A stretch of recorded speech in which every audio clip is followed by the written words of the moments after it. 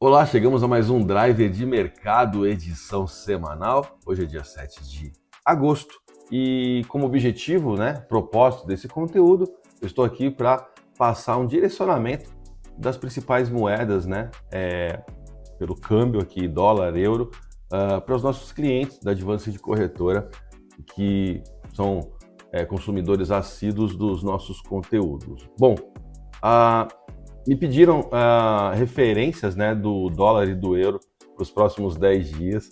Não é uma missão fácil, mas para isso eu preciso passar um pouquinho de fundamentos macroeconômicos antes de eu entrar na análise técnica, que é a ferramenta por qual eu extraio as informações, os caminhos possíveis para as taxas cambiais. Beleza? Então, me permitam fazer isso. Eu estou aqui falando com vocês aqui nessa tela, mas também olhando para outras 4 telas de onde eu monto as minhas análises, eu faço os meus estudos.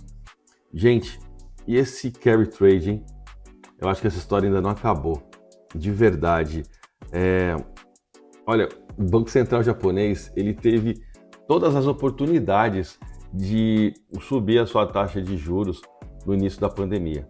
Era só ele seguir o caminho que todos os bancos centrais do mundo fizeram, mas ele decidiu manter a sua política acomodatícia. Eu gosto muito de futebol, por isso me permitam fazer uma analogia.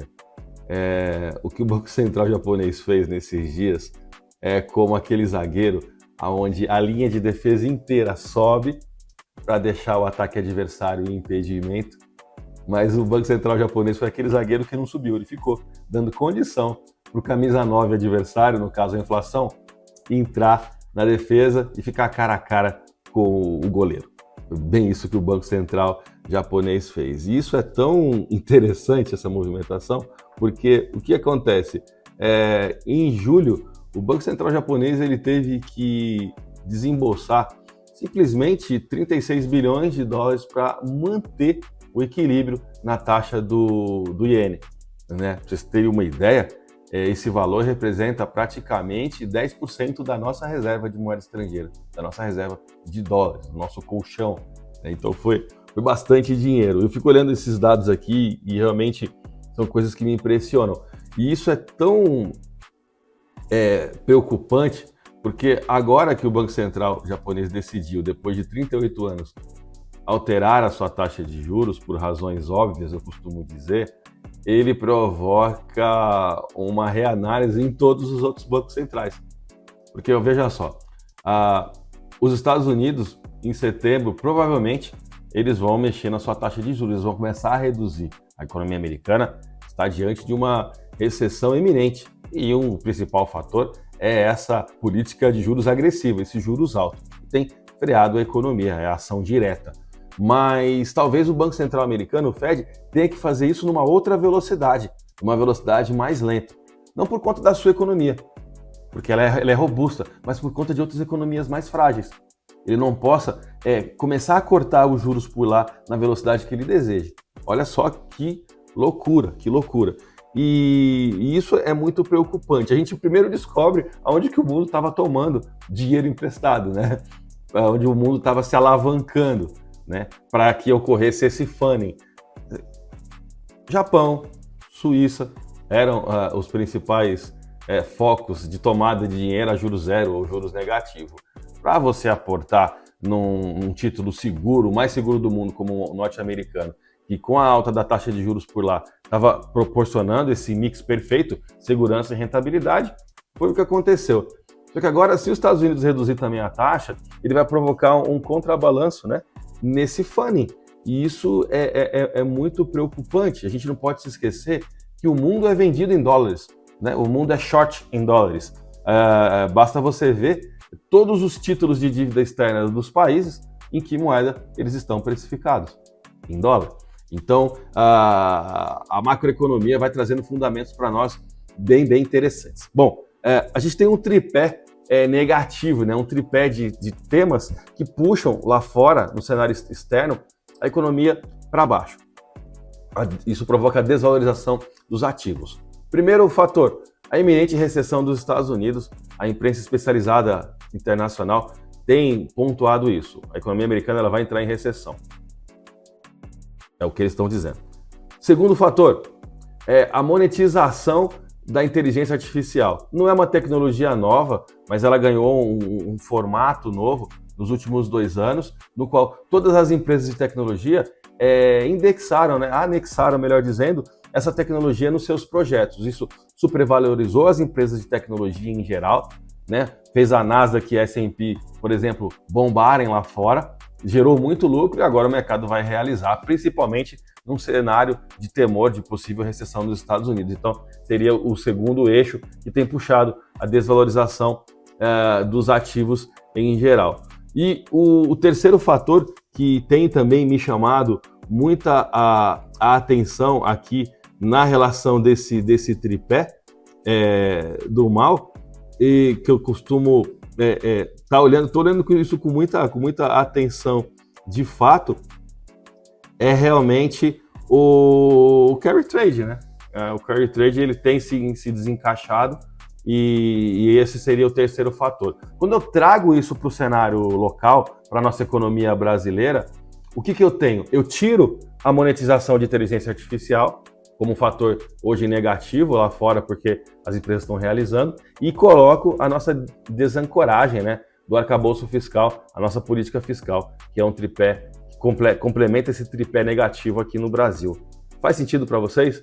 Então a gente tem lá fora 3 fatores que estão provocando a desvalorização dos ativos, e aqui no Brasil também. Então tudo isso faz com que os fundamentos coloquem mercados emergentes e moedas emergentes, como a nossa, em desvalorização, ok? Bom, ontem nós tivemos a ata do Copom. E o Banco Central, né, o Comitê de Política Monetária brasileiro, ele mudou o tom e por razões óbvias, né? Eu comentei isso na divulgação da decisão da taxa Selic semana passada. Bom, o que foi que eles disseram? Eu peguei aqui uma notinha para traduzir para vocês. Abre aspas. O comitê conclui que o processo de desinflação arrefeceu, tornando a convergência da inflação à meta desafiadora. Deixa eu traduzir isso aqui, trazer isso para a linguagem do cidadão comum, né? Onde isso interfere no meu bolso? O importador fala assim, onde isso interfere na minha decisão de fechar a minha importação ou a minha exportação? Bom, deixa eu primeiro explicar o que é desinflação. Desinflação é quando eu tenho um crescimento de preços e produtos em redução, mas ainda positivo. Então, o que o Copom disse aqui na sua ata é mais ou menos assim. Eu tenho uma meta de inflação, tá? E a desinflação, ela está desencaixando, porque ela continua, apesar de ter reduzido, ela continua crescendo. Então, eu não vou conseguir convergir a minha meta ao atual contexto inflacionário. Se vocês pegarem o conteúdo que eu soltei na quinta-feira, pós-decisão do Copom, que foi na quarta, às 18 horas, vocês vão ver que eu estou dizendo exatamente isso. Eu disse assim, o Banco Central brasileiro ele pode estar se dando ao luxo de ver a inflação se distanciar da sua meta. E é o que eles estão dizendo agora. Num contexto geral, o mercado está tão maluco, eu tenho uma frase que eu sempre digo nos meus conteúdos, que é: os juros precifica a moeda no tempo. Faz todo sentido e é fácil de entender, né? A taxa de juros, ela determina o valor de uma moeda, a valorização de uma moeda. Só que hoje, não. Por quê? Porque o que vai determinar se o Banco Central brasileiro, se o comitê vai subir a sua taxa de juros, né, a nossa Selic, vai ser justamente a inflação. Só que olha só que loucura. Se o câmbio desencaixar, se o câmbio subir demais, isso vai encarecer o custo de importação. Se isso acontecer, vai fomentar a inflação. Se a inflação subir, o Banco Central aumenta a sua taxa de juros. Então hoje, não só os juros precificam a moeda no tempo, mas o câmbio vai determinar a taxa de juros básico no Brasil. Veja só que loucura.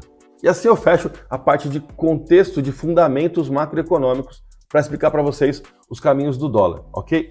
Falar do dólar e do euro. Bom, após o fechamento de ontem, o que nós temos? Eu vejo um contexto de mercado agora em baixa. Mas calma, importador. Não, agora vai derreter, vai voltar para os 5,40, pelo amor de Deus. tá? Depois de tudo que eu passei para vocês, não é possível que vocês ainda entendam que o mercado vai corrigir de forma muito expressiva. Quando eu me referi à queda aqui, dentro de todo esse contexto macroeconômico, são quedas de curto prazo, são correções, são oportunidades, movimentos oportunistas. A tendência principal ainda é de alta, beleza? Mas eu tô com 3 pregões de baixa, então isso faz eu, em 3 pregões de baixa, faz eu ter topos e fundos descendentes. Topos e fundos descendentes, o que me dá um contexto de baixa, ok? E quando eu olho para o nosso estocástico, o estoque de moedas, eu ainda tenho essa fundamentação. Então, o dólar pode cair um pouquinho ainda, ele pode buscar o seu preço de equilíbrio aqui na faixa dos R$ 5,60, né? O spot ontem fechou em 5,65, mas são movimentos de curto prazo. Vocês vão ver agora nessas próximas semanas, vocês vão ter essa sensação, depois vocês me falam se é verdade ou não.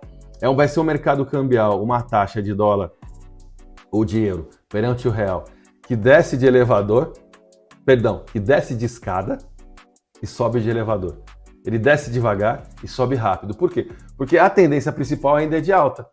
Só que eu estou hoje diante de 3 pregões com um contexto de baixa. São movimentos de curto prazo, tá bom? Então, 5,60 é um objetivo atingível, tá? E 5,59, mais ou menos, até ali 5,58, tá? Esses preços que eu passo são preços de compra. O mercado vai testar e voltar a subir. Então, 5,60, 5,59 e 5,58 são suportes que podem chamar compra. Eu não tenho nada ainda que me fundamente uma taxa abaixo disso, tá? Não estou dizendo que isso não vai acontecer. Eu estou me baseando pelos fundamentos de mercado e macroeconômicos que eu trouxe para vocês até a abertura de hoje, são 7h22 da manhã. Beleza? Então esse é o contexto do dólar. Para cima aí, a gente vai ter a taxa de 5,75, 5,78, até a máxima que foi aqui na segunda-feira, dia 5 de agosto, o mercado que performou 5,8648. Quando eu vou para o euro, um cenário é muito semelhante, tá? Só que eu não estou com um contexto no euro de mercado de queda, nem de curto prazo. Eu tive uma sessão nos últimos 3 dias. Eu tive alta na segunda-feira de 0,29, queda ontem de 1,36 e o mercado que está tentando abrir em alta aqui. Então, o euro não está nem com o contexto de baixa no curto prazo. Então, se você está com posição de euro, é importador, precisa pagar uma saída lá fora, tem que pagar algum compromisso lá fora. No caso do euro, eu não tenho nenhum contexto de queda no curto prazo. Diferente do dólar. Do dólar ainda tem. O dólar pode cair hoje, entendeu? E voltar a subir. Cair de escada e subir de elevador. Cair devagar e subir muito rápido. Tomem cuidado com isso. O euro não. O euro não está nem com contexto de baixa, tá bom? Então, mas se eu for passar um suporte para vocês, um objetivo, R$ 6,13. O spot está 6,17. Não tem nada me configurando que ele vai fazer isso. Eu só estou passando um suporte, que é um preço de disputa entre compradores e vendedores. Resistência eu deixo para vocês aqui a taxa de 6,2850 e 6,31. Essas são as projeções do euro, tá certo? Então, tendência de alta ainda é um movimento principal, tanto para o dólar quanto para o euro. O dólar está num contexto de baixa no curtíssimo prazo. Aproveite as oportunidades, tá bom? Eu fico por aqui desejando um dia maravilhoso a todos. Vamos em frente. Grande abraço.